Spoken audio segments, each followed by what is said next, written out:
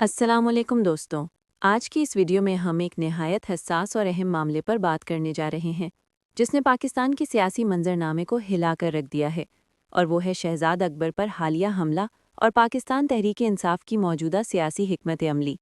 آج ہم دیکھیں گے کہ یہ واقعہ کس طرح پاکستان میں سیکیورٹی اور سیاسی ماحول پر اثر انداز ہو رہا ہے اور اس کے ممکنہ نتائج کیا ہو سکتے ہیں۔ ساتھ ہی یہ بھی جائزہ لیں گے کہ برطانیہ سمیت دیگر ممالک میں بھی سیاسی شخصیات کی غیر محفوظ صورتحال کس حد تک خطرناک ہے اور پی ٹی آئی کے احتجاجات اور تحریک کے امکانات کیا ہیں۔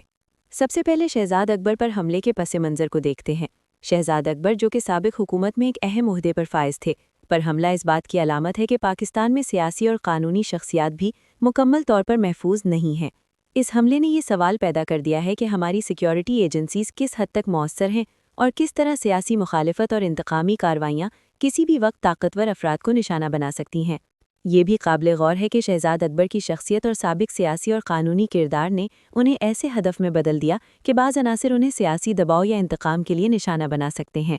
برطانیہ میں بھی سیاسی اور قانونی شخصیات کی غیر محفوظ صورتحال کی اطلاعات سامنے آئی ہیں۔ اس سے ظاہر ہوتا ہے کہ خطرہ صرف ملکی حدود تک محدود نہیں بلکہ بین الاقوامی سطح پر بھی موجود ہے۔ یہ عالمی سطح پر سیاسی شخصیات کی حفاظت کے حوالے سے بھی ایک بڑا چیلنج ہے، کیونکہ پاکستان میں ہونے والے واقعات کا اثر بیرون ملک پاکستانی کمیونٹی اور سیاسی منظرنامے پر بھی پڑ سکتا ہے۔ پی ٹی آئی کی جانب سے مولانا سرگندسان نے واضح کر دیا ہے کہ پارٹی مذاکرات سے انکار کر چکی ہے اور تحریک جاری رکھنے کا عندیہ دیا ہے۔ اس کا مطلب ہے کہ سیاسی کشیدگی مزید بڑھنے والی ہے اور عوامی سطح پر احتجاجی مظاہرے اور دیگر تحریکاتی اقدامات متوقع ہیں۔ اس صورتحال کا براہ راست اثر حکومت کے لیے ایک سنگین چیلنج کے طور پر سامنے آئے گا، کیونکہ سیاسی عدم استحکام، عوامی احتجاجات اور ممکنہ ہڑتالیں یا ریلیاں ملک کے اندر اقتصادی اور سیکیورٹی دونوں سطح پر اثر ڈال سکتی ہیں۔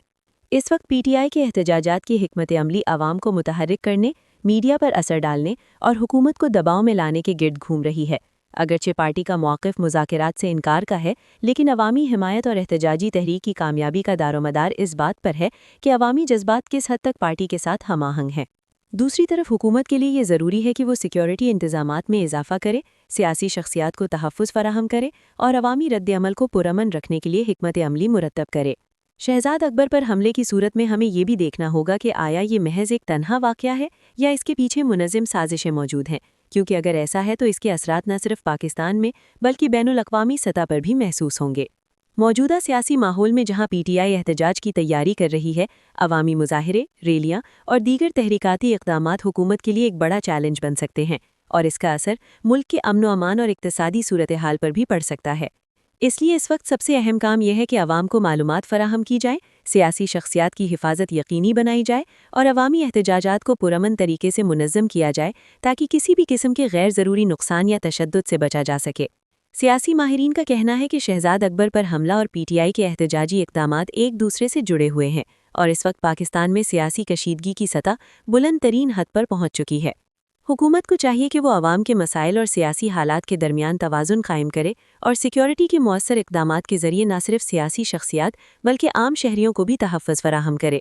موجودہ حالات میں مذاکرات کی ناکامی، احتجاج کی جاری تحریک اور بین الاقوامی سطح پر غیر محفوظ سیاسی ماحول پاکستان کے مستقبل کے لیے سنگین خطرہ ہیں، اور اس وقت سب کی توجہ سیاسی استحکام، سیکیورٹی اور عوامی رد عمل پر مرکوز ہونا چاہیے تاکہ ملک کو کسی بڑے بحران سے بچایا جا سکے۔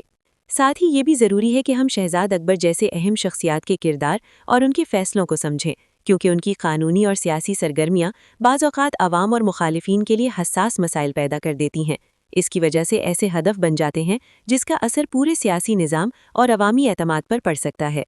پاکستان کی سیاست میں اس وقت جو کشیدگی ہے، اس کا تعلق صرف حکومت اور پی ٹی آئی تک محدود نہیں بلکہ یہ عوام، میڈیا اور بین الاقوامی سیکیورٹی حلقوں تک بھی پھیل رہی ہے۔ عوام کو